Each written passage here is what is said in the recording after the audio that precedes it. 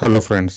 तो फ्रेंड्स, अब हम डिस्कस करेंगे एनोनोमस फंक्शन कि एनोनोमस फंक्शन क्या होता है जावास्क्रिप्ट में। देखिए, एनोनोमस फंक्शन वो फंक्शन होता है जिसका कोई नाम नहीं होता। ठीक है, ऐसा फंक्शन जिसका कोई नाम ना हो आ सकते हैं कि जिसका कोई नाम ना हो। तो चलिए देखते हैं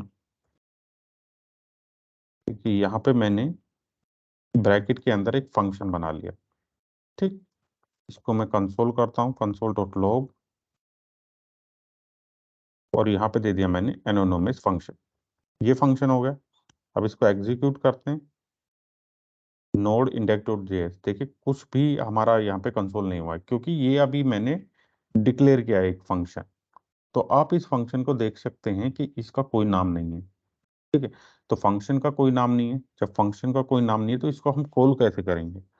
तो यहाँ पे देखिए, हम इस तरह से पैरेंथेसिस ऐड कर सकते हैं। ब्रैकेट मैंने ऐड कर दिया, देखा आपने।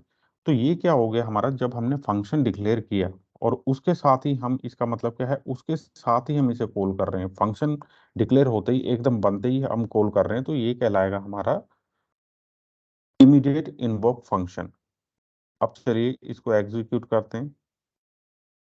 देखिए क्या आ गया, ए एफ, कंसोल हो गया ए एफ।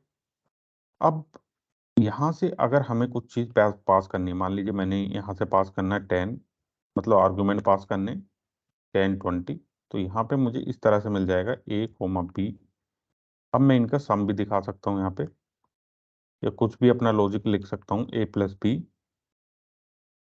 फिर से एग्जीक्यूट करता हूँ तो देखिए 30 30 मिल गया। अब मुझे रिटर्न करना, मान लीजिए किसी वेरिएबल में सेव करना है, तो रिटर्न ए प्लस बी लेट एक्स। ठीक है, कंसोल डॉट लॉग एक्स, तो यहाँ पे वैल्यू मिलेगी। ठीक है, यहाँ पे मिलेगी मुझे वैल्यू, ये कोई फंक्शन नहीं मिलने वाला। देखिए 30, अब भी 30 मिला। तो जो भी मेरा यहाँ पे एक कॉल हुआ, और देखिए फंक्शन की डेफिनेशन बनी, और यहाँ पे एक कॉल हो गया, और कॉल होके ये इस वेरिएबल में इसका जो भी हमारा रिजल्ट था वो सेव हो गया।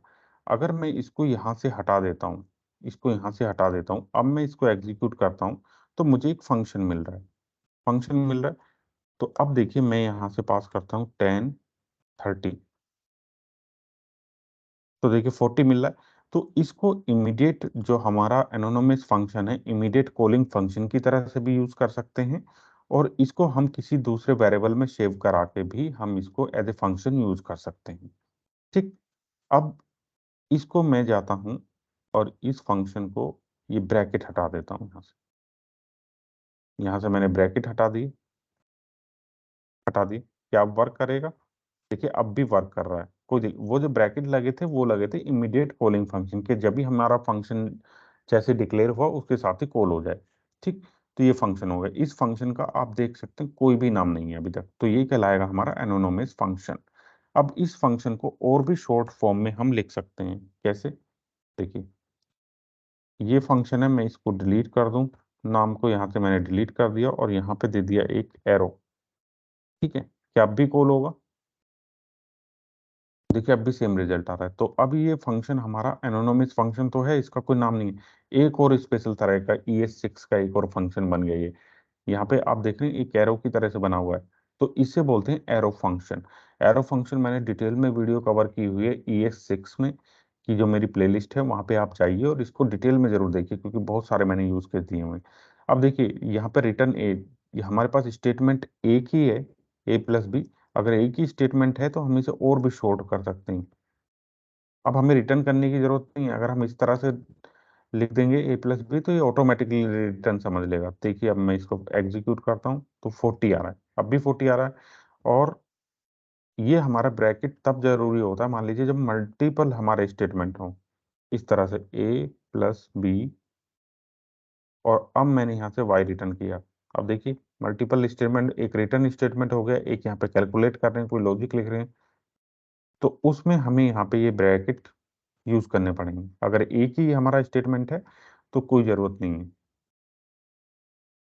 ठीक, तो ये भी हमारा जो एरो फंक्शन है, ये एक एरो फंक्शन है और ये इसका कोई नाम नहीं है, तो ये एक एनोनिमस फंक्शन भी है। तो हमारे यहाँ से क्या क्या कॉन्सेप्ट क्लियर हो गए। एक तो एनोनिमस फंक्शन क्या होता है, एनोनिमस फंक्शन वो कि जिसका कोई नाम ना हो। फिर immediate calling function, immediate calling function मतलब जो फंक्शन जैसे ही डिक्लेयर हुआ उसके साथ ही कॉल हो जाए, उससे अलग से कॉल ना करना पड़े, immediate involve function. Arrow function shorter form of any function, कोई भी फंक्शन है उसकी शॉर्टर फॉर्म। उसमें देखिए फंक्शन नहीं लिखा हमने और एक एरो लगा दिया और फिर रिटर्न भी लिखने की जरूरत नहीं है, अगर एक ही स्टेटमेंट, तो शॉर्टर फॉर्म किसी भी, तो वो कहलाते हैं हमारे एरो फंक्शन। तो तीन कॉन्सेप्ट यहाँ से क्लियर हो गए। तो यही यही होता है एनोनिमस फंक्शन। अगर आपको कॉन्सेप्ट अच्छा लगा है तो वीडियो को लाइक करें, चैनल को सब्सक्राइब करें। Thank you for watching.